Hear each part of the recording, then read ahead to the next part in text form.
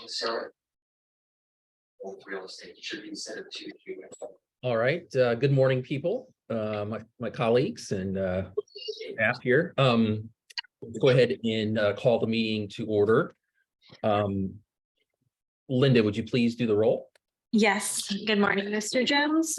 This meeting is being conducted as a virtual and in-person meeting. So we'll do a roll call of the trustees to confirm attendance. Mr. Kelly, Mr. Knox, I am here. Mrs. Sanchez, here. Mr. Jones, Here. Mr. Kehoe, Mr. Green, Mr. Santos. Here. Thank you. Mrs. Jones,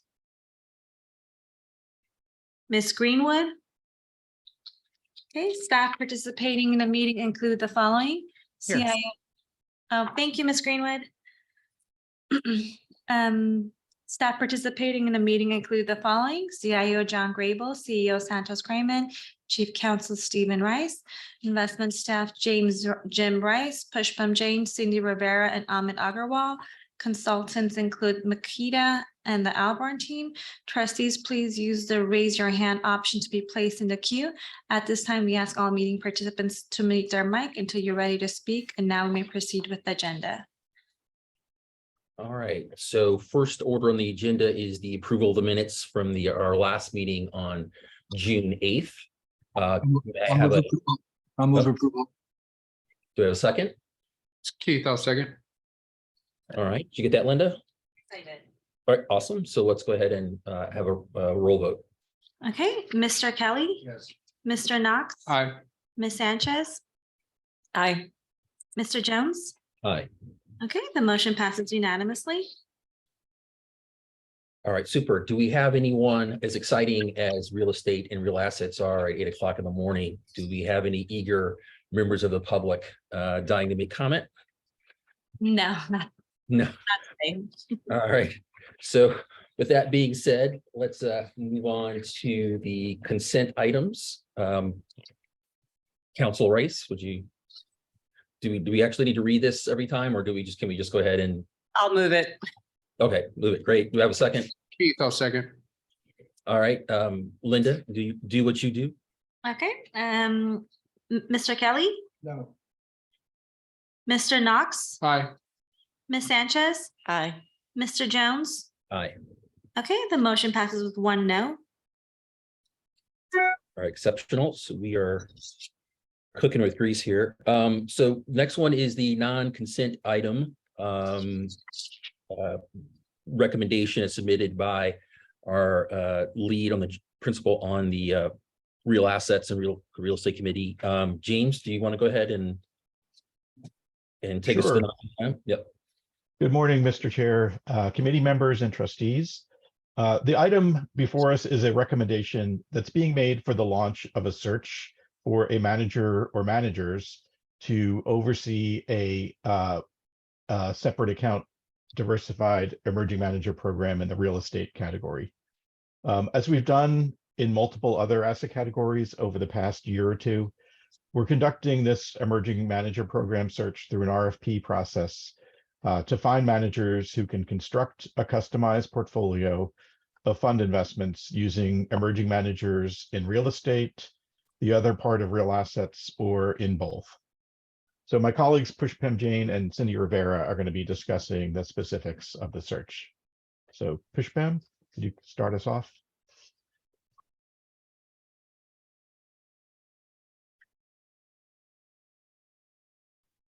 Thanks, Jim. Good morning, Chair and members of the committee.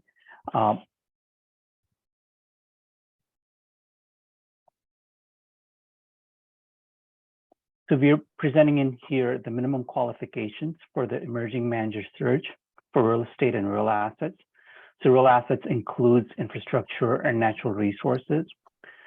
We are proposing that the committee approve an allocation of up to 400 million each for real estate and for real assets, which amounts to about 8 to 10% of the capital to be deployed over the next 3 to 4 years within these asset categories. Just by background, this was approved as part of the structure review earlier this year. The board had approved an allocation for emerging manager programs for real estate and real assets. And the emerging manager programs are structured such that we would decide on a manager, the board would decide on a manager that will select other funds that would then be the emerging manager funds. And that manager would be doing the sourcing and diligence for the emerging manager funds. The search will be structured such that if a manager decides to respond jointly to real estate and real assets, we would consider that, or we could decide on different managers who would each manage real estate and real assets separately. The evaluation process for this as outlined on slide 3 is very similar to the other recent RFPs that LACERA has conducted. With a 6-person team, the process will consist of 2 phases. Phase 1 will be the written response split into 2 parts, parts A and B, and then that will be followed by candidate interviews. The results will be provided to the board or presented to the board, and the board will make the final selection. I have a quick question there. Sure. Will these be 2 separate, will you consider 2 separate firms or combined? Is it meant to be a combined search? So Ms. Sanchez, that's what I was trying to explain was that we could consider a firm if they decide to apply jointly and we think they're qualified, or we could consider 2 separate firms, depending on if we find 2 qualified candidates for each real estate and real assets. So it could be either or. Thank you.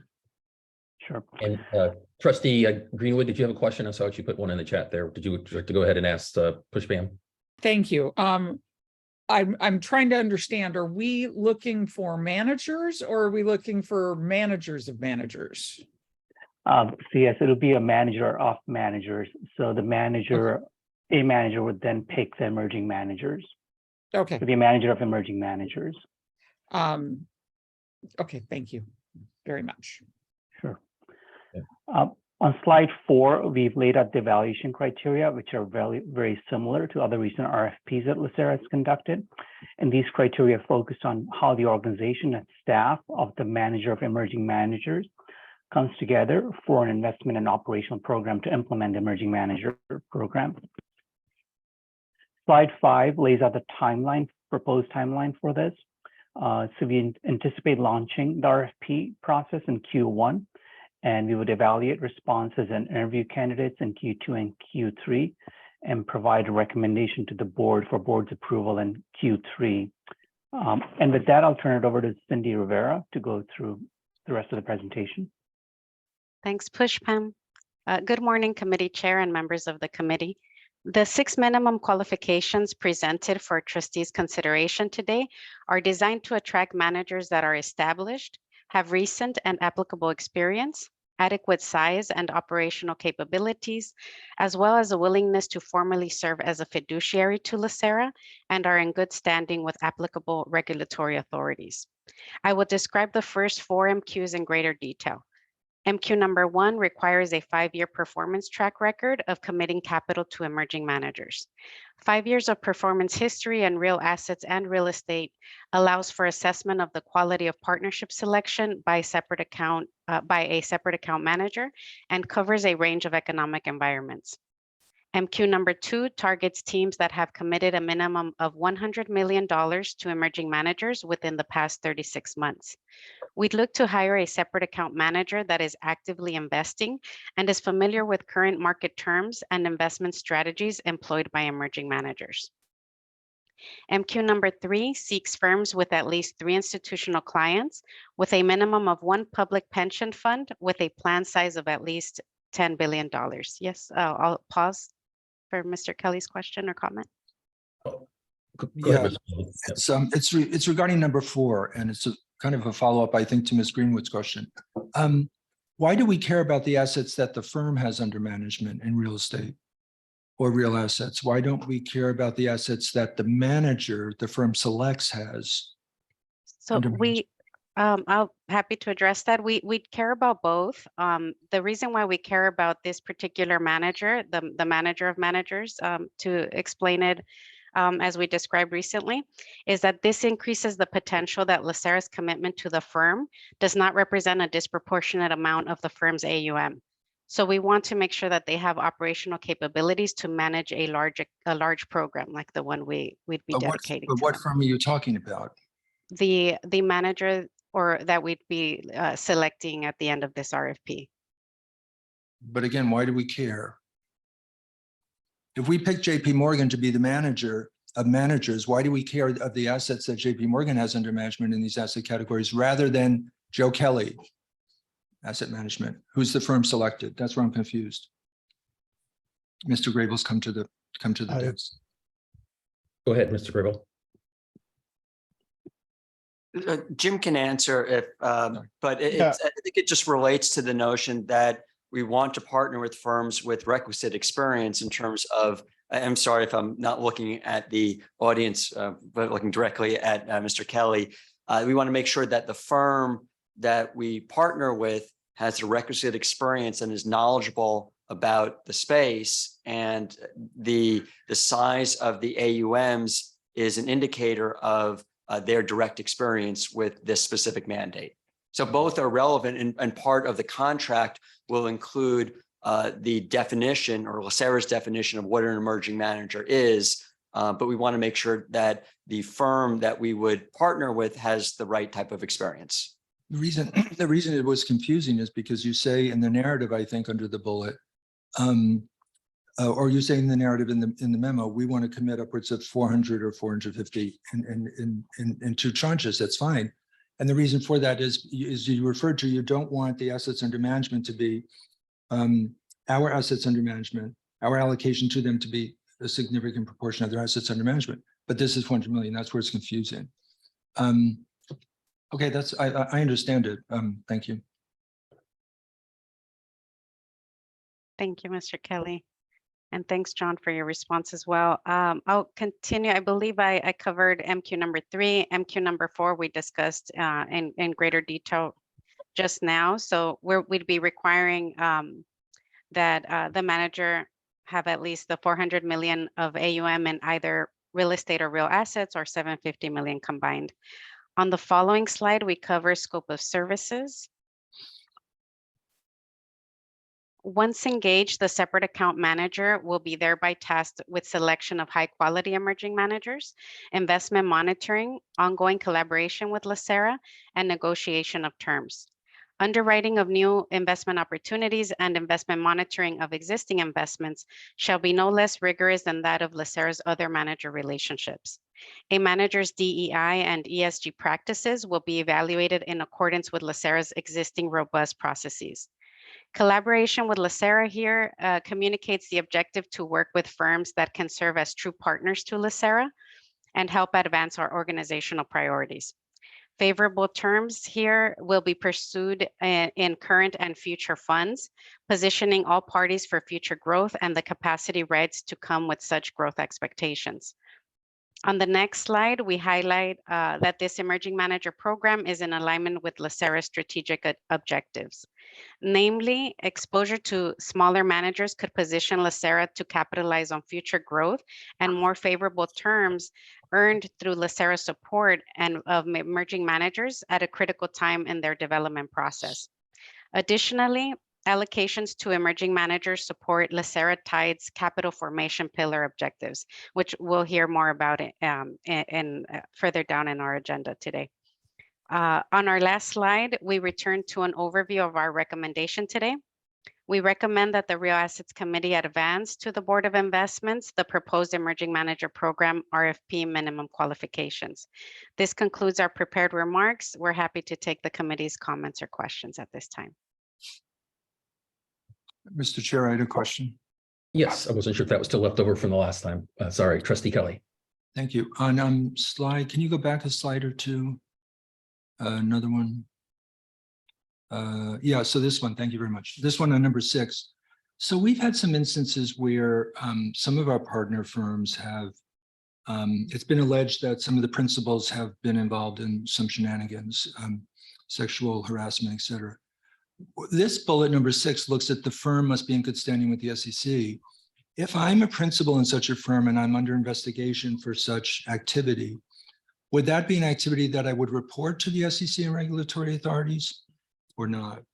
It's an EEOC claim. I can address that.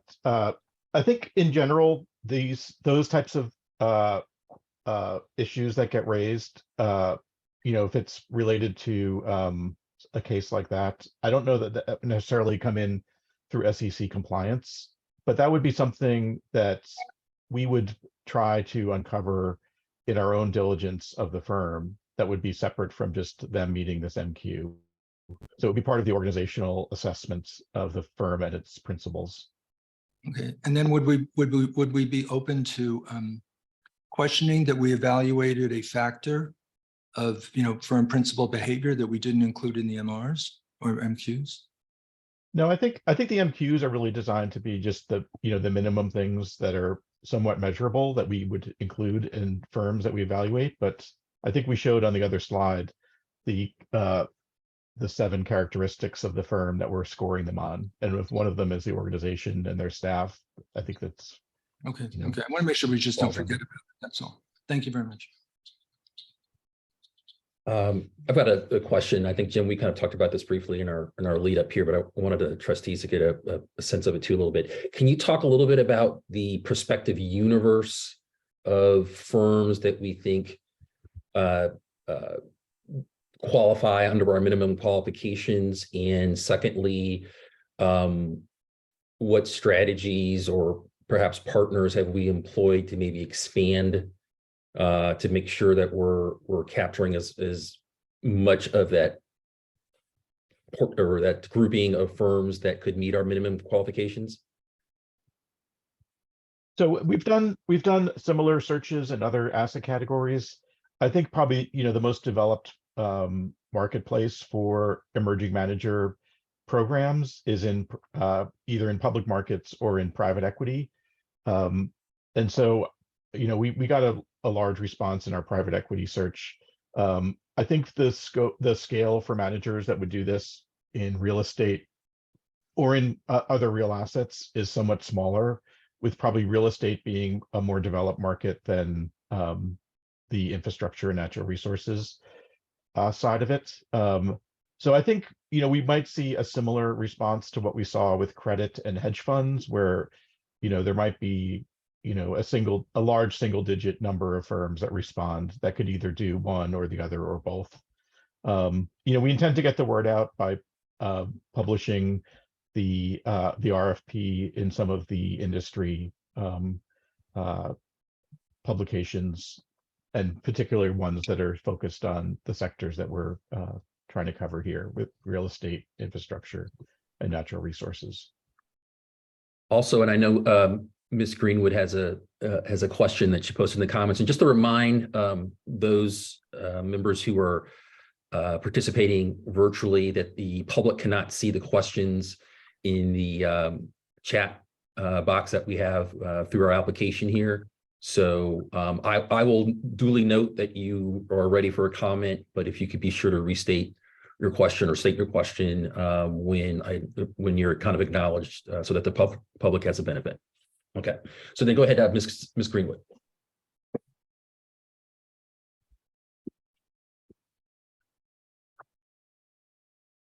Ms. Greenwood, you're on mute if you are trying to speak.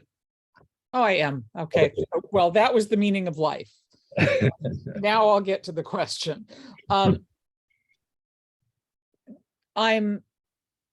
LACERA usually does our own internal management. So there are reasons to hire moms. I don't recall us sending out an RFP for moms. So I was curious as to why this particular time we're looking for a manager of managers as opposed to just looking for emerging managers in the real estate industry. So and now I'll mute myself again. I can address that question. We actually did do a similar search for manager of managers for credit, hedge funds, and private equity in the past year or two in all of those asset categories. And so I think that's consistent with the way we've been doing it. I think what we have in front of us for both infrastructure, natural resources, and real estate is a fairly large pacing for just achieving our our objectives we've set out in our asset allocation and our strategic allocation, as well as our structure reviews. We have to do that with, the staff we have. These allocations to emerging managers tend to be smaller. And it's a big draw on staff time to try and source and underwrite and do the legal work associated with maybe setting up preferential terms. And so we've decided to go this route as a way to keep our eye on the main objective, which is to achieve our allocation in private markets and use an outside manager's sourcing abilities and capabilities to build out a program like this on our behalf in a customized way that achieves the same objectives we would try and do in our own if we were to manage it ourselves. And so we've taken that path in multiple asset categories. And I would use, the example we did directly source and bring to the board a manager that was a new firm in infrastructure last year. It took a lot of time to get that off the ground. We think it will be a good investment. They haven't made any investment yet, but I think that's an example of something we've done in-house. That was one manager for $100 million allocation. And it takes a lot of time to do that. So we've decided to bring forth a program where we outsource this to an outside manager. Okay. I think, John, it was noted that you had a comment. I just wanted to say thank you before we went on to the next one. I appreciate the information. Okay. I have nothing to add to what Jim said. Okay. Got it. Gina, I had you in the queue next. Yeah, so I just want to support everything that Jim said.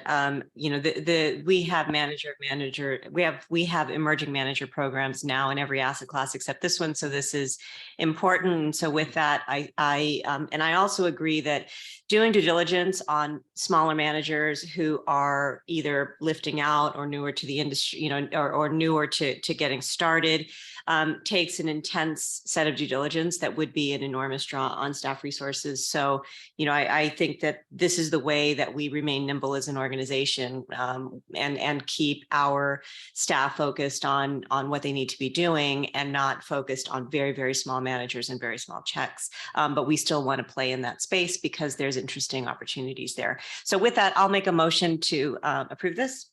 I'll second it. Got it. There being no further questions, comments?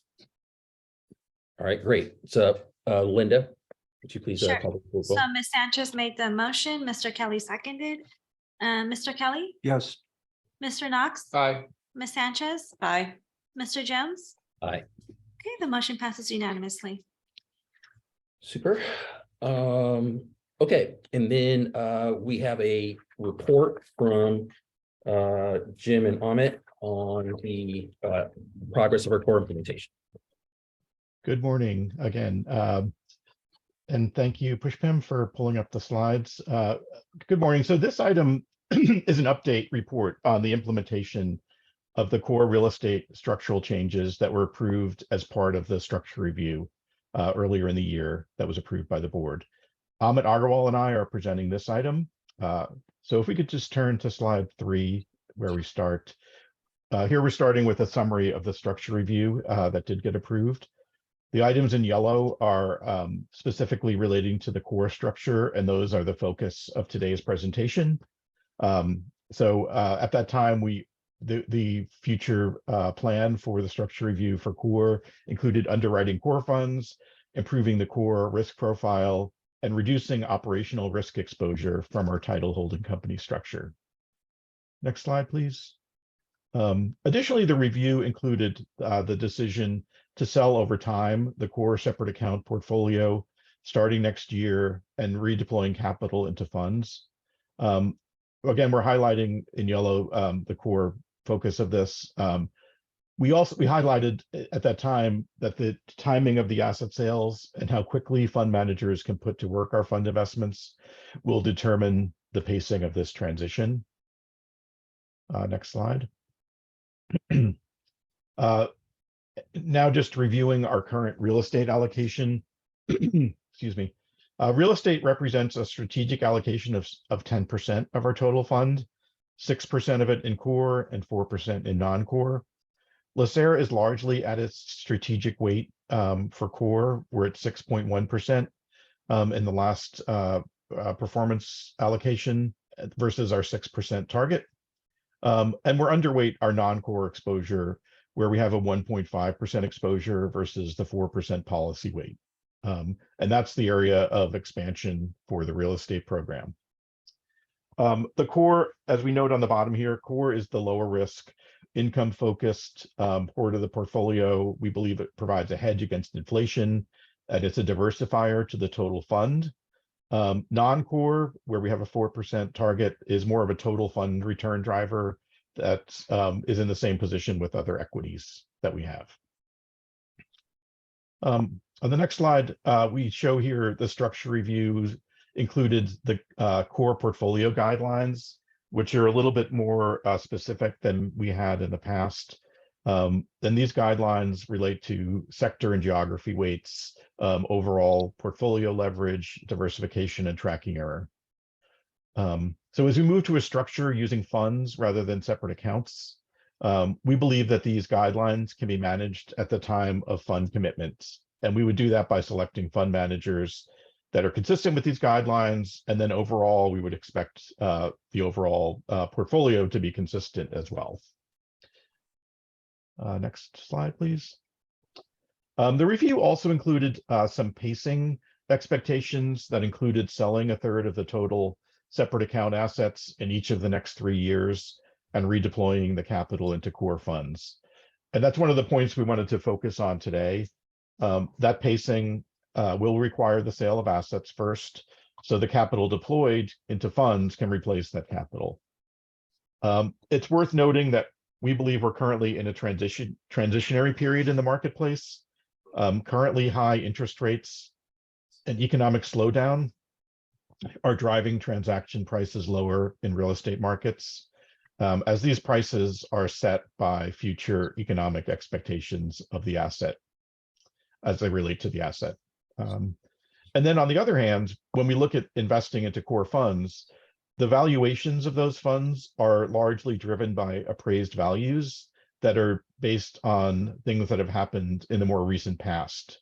So it's more backward looking. And we're just now in the most recent quarter, the one that ended in the third quarter, starting to show pricing contractions in the Odyssey benchmark. So I guess I would just point out it's not a great position to be in, where we're selling assets in a declining market where those are fully reflected, would be fully reflected in a transaction, and redeploying capital into funds that we believe haven't fully reflected these lower prices. Some other just market indicators are that, public market REIT indices show declines in each of the first 3 quarters this year, with a cumulative decline of about 30%. Whereas the private Odyssey funds are not finalized yet for the third quarter, but at least through the second quarter, we continue to see pricing increases, and the actual 1-year performance for Odyssey through the second quarter was a record 28%. We expect third quarter Odyssey results to be negative in somewhere in the mid-single digits. So we do intend to schedule an additional presentation specifically focused on the disposition plan in more detail at an upcoming meeting. So I think one other point I wanted to make before I pass it on to Amit's slides covering some of the detail on the dynamics in the marketplace and our intended positioning. We wanted to make sure that the committee understood that the pacing of asset sales shows here it begins in 2023. We actually did make strong progress in making core separate account asset sales over the past 12 months. These actually reduced the net equity in real estate by over 1% of the total fund in the past 12 months.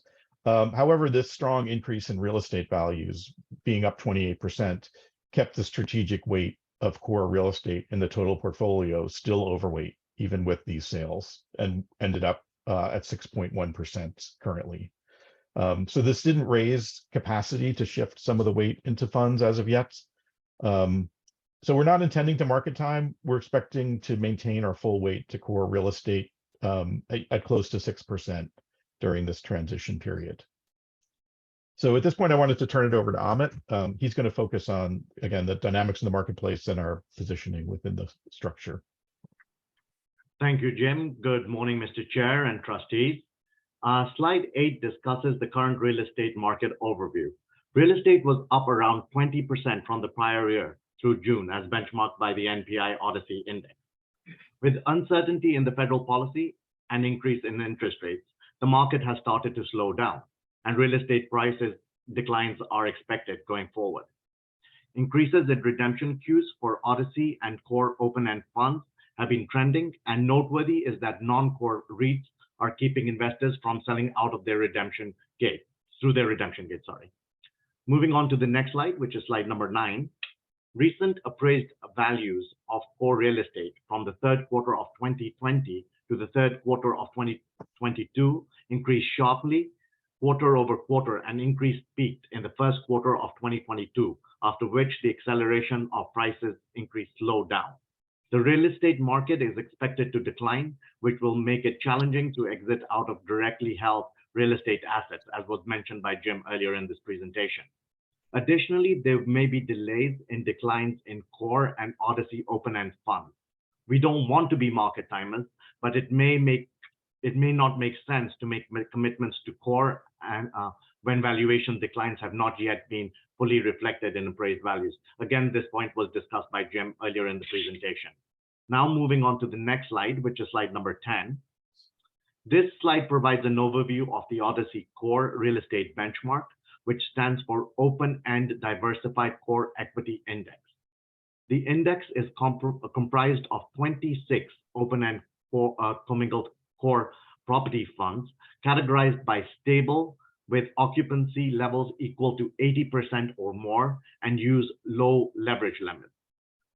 The index is approximately $350 billion in asset value, with about 21.5% loan to value. The current LACERA real estate core portfolio loan to value is approximately 33% as of June 30th, 2022, which is higher than the Odyssey index. We expect this loan to value to drop closer to the benchmark once we make commitments to Odyssey and core funds. Now I'd like to move on to the next slide, which is slide number 11. This slide shows that LACERA's current exposure to all the 4 sectors relative to the Odyssey benchmark. LACERA remains overweight to industrial, residential, and underweight to office and retail. On the regional front, LACERA's portfolio is overweight to West and the South. There is some exposure to ex-US in 2 open-ended core funds. One is in Europe and the other one is in Asia. The one in Europe is Prologis' European Logistics Fund, and the one in Asia is Invesco's Core Asia Fund. Now moving on to this next slide, slide number 12.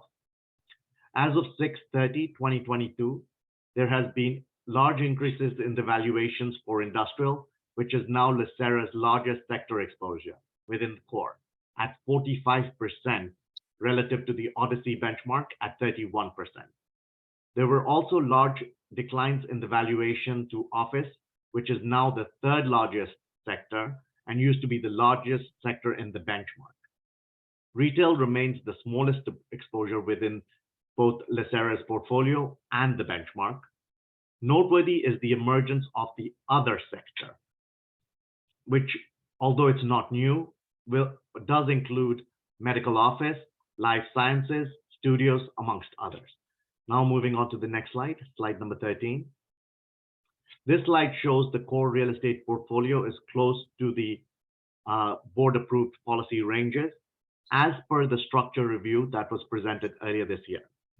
LACERA will maintain an underweight towards office and retail due to the shift in work from home for office and the negative impact to retail from e-commerce. LACERA wants to maintain an overweight to both multifamily as well as industrial due to the strong demand and fundamentals in these sectors. LACERA's real estate consultant, Stepstone House Views, indicate that the overweights are for those for which they think the highest return expectations going forward. These are also consistent with our internal views and have been presented in the current real estate structure review to the board. I would then like to hand it back to Jim for his concluding comments. Thank you. Thank you, Amit. On this slide, we just wanted to summarize in more detail how the core structure will evolve as we undertake this transition. So currently we have 58 core properties in 5 separate account manager portfolios.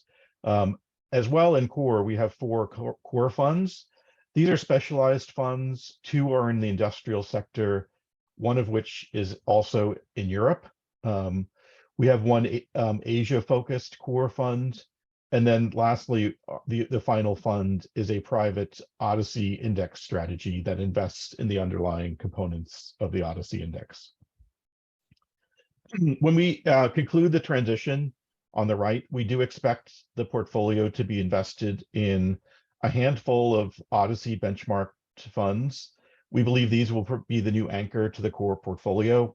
But we do expect to round out some of our exposure with other funds that are similar to the core funds we currently have, that maintain a desired regional sector or potentially a niche sector exposure. And these would be expected to modestly outperform the Odyssey benchmark and improve the overall risk return for the core allocation. We would expect to maintain these exposures if they are deviating from the benchmark by selecting managers that have desired exposures at the time an allocation is made, or through our own selection of funds that are in a special sector or region. Next slide, please. As a reminder, we do consider as we move into a fund structure or a structure that's more dominated by funds. We just wanted to highlight again our internal fund review process is laid out on this page.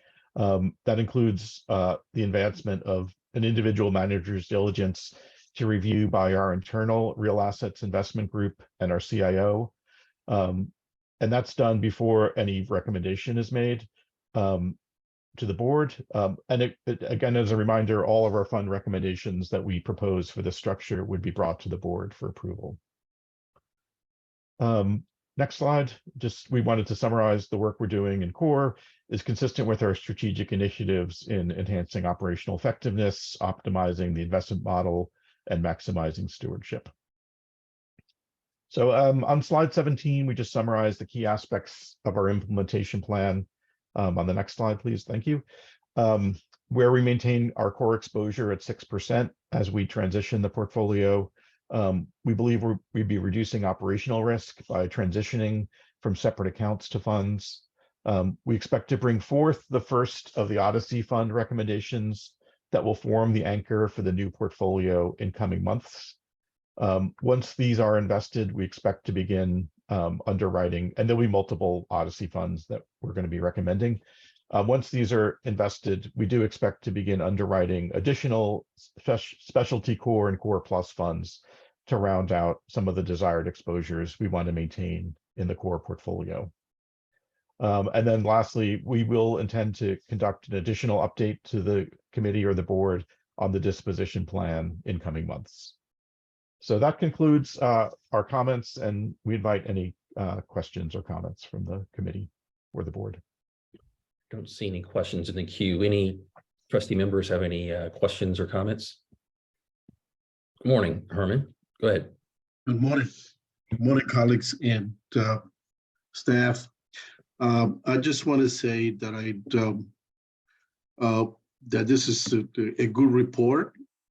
I thank you very much for that. This is fantastic. I know it's taken a long time for us to reposition a real estate portfolio, but this is a good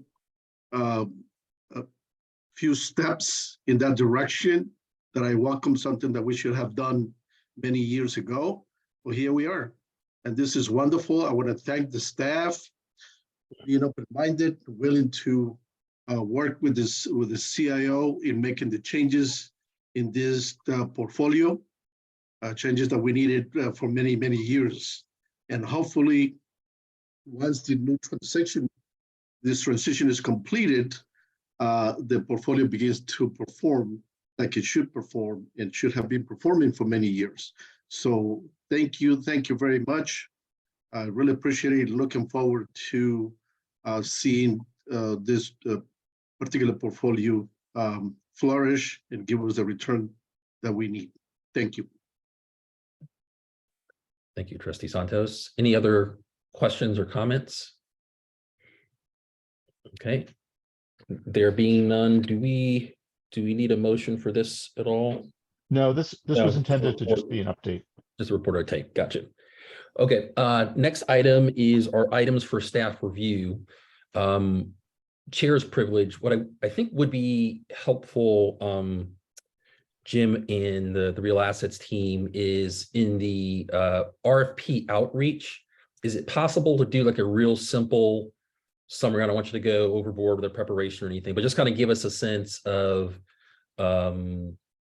the approach. And I don't know if we're using AKA at all, or is it all internal comms, or do we have partners for the purposes of promoting the manager or managers for our program? But could you kind of give the trustees just a little sense of what that outreach framework looks like as you think about who that RFP would possibly be go to, or how we look to market that RFP? Yeah, so we could provide something at a future committee. Is that what you're looking for? Committee, or it could be just a note or something that gets sent out somewhere through. I'm not sure exactly how the items for staff review exactly get resolved, but I just think I'm just curious. I know, and I think there may be a trustee or two that might be curious too, just in terms of, you know, how we kind of optimize these opportunities as it relates to our emerging manager program. So, okay. Any other items for staff review? There being none. Items for future agendas? When will we get an attribution for this portfolio? When will that be done? A performance attribution? We've had one before. Anybody? We don't include, I don't believe, an attribution in our performance book.